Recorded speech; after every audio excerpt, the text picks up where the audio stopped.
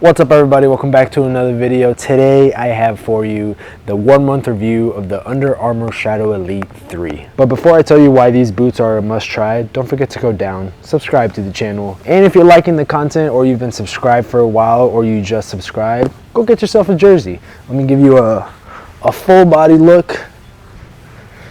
Link in the description, shout out Equip Studios, but let me tell you why these have been one of my favorites boots to test the past month. If you guys are new here to the channel, I try on boots for the first time, test them in testing videos, and then I wear them for a month for training, free kick videos, as much as I can within that 1 to 1.5 month period.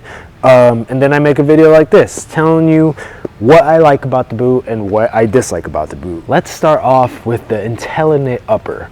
I'm not gonna lie, in the first initial testing video, I was unsure with how this upper was gonna hold up as far as lockdown goes, just because it's so, it doesn't really look like there's much structure there because it's literally a knitted upper that's, like I explained in the testing video, almost feels like you just have a sock on. And I think the biggest thing I was concerned about was how the lockdown was going to feel a month prior, just because, you know, when you put on that first boot for the first time, you get that really nice sensation of just to your foot because they haven't been broken into. These almost already felt broken into to begin with. Now, a month later, I can say that to your foot feeling is still the same. The elasticity of the actual upper and the sock-like tongue has stayed relatively nice. Every time I put on the boot at the beginning of the session, it feels very nice to my foot. Obviously, after a 40-minute hour session, when it's pretty easy to take my boots off just because they're worn in, but by no means does it get to the point to where it feels like my shoe's gonna fly off, if that makes any sense. And as you can see, they stayed relatively clean, and they were actually pretty easy to clean, which is actually surprising because, I mean, it's literally a cloth.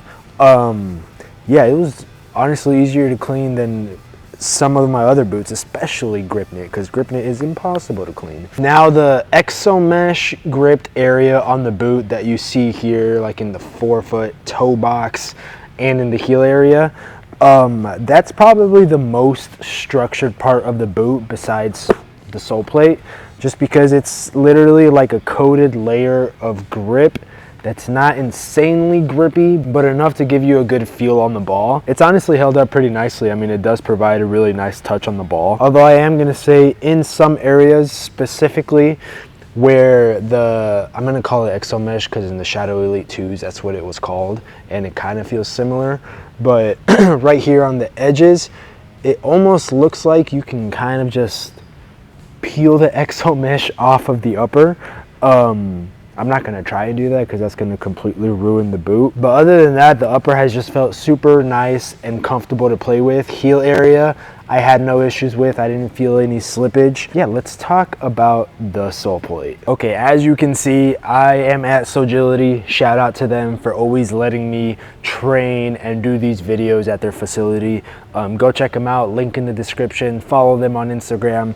They got some really cool tech here, but they also have turf, and I practice and train here probably like 80% of my content, and these by no means are turf shoes. I will say they are one of the most aggressive sole plates I've worn ever, and I mean, as they should be, because these are marketed as FG boots. And let me tell you, on an FG surface, these are absolutely phenomenal. No slippage, almost like perfect traction. That's if you're not playing on a Sunday league pitch that is completely dirt, which I sometimes do play on. But for an FG pitch, phenomenal sole plate. Responsiveness, awesome. AG, not so much. I wish and hope sometime in the future they'll add an AG plate to this, because if they do, oof, people are gonna go crazy for it, especially I think here in the US, because most pitches here are AG. But that being said, I did wear this, like I said, 80-90% on AG, very aggressive. And they do feature that full carbon fiber sole plate that, yes, that gloss finish, that gloss rainbow finish that it has has worn off just a little bit. Responsiveness is, I mean, it's insane. It's a full carbon fiber sole plate. What else can you ask for? Yeah, one of the most aggressive sole plates, so wear them on FG. Overall, honestly, these have been such a pleasure to play in. Honestly, one of the most comfortable boots as well, just straight out of the box. Like I said in the playtest video, if you haven't seen that, go check that out.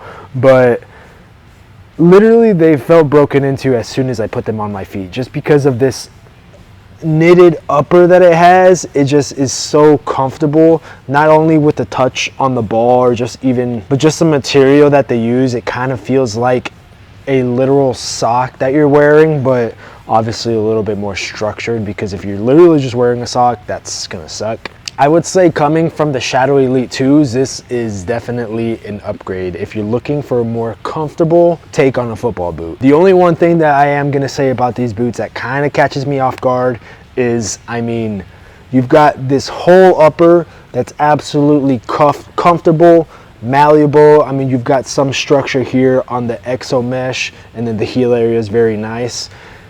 And then you've got the super aggressive sole plate.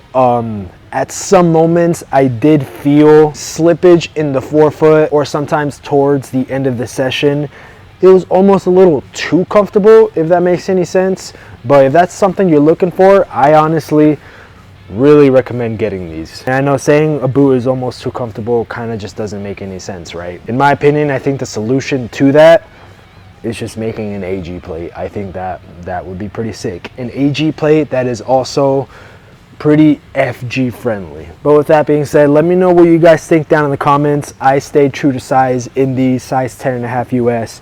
No problems, perfect sizing.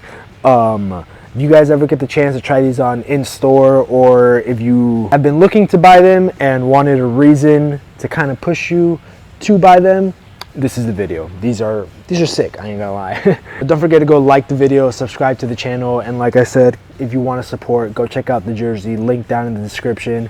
And once again, huge shout out to Sogility for letting me film at their facility, and I'll catch you guys in the next video. Peace.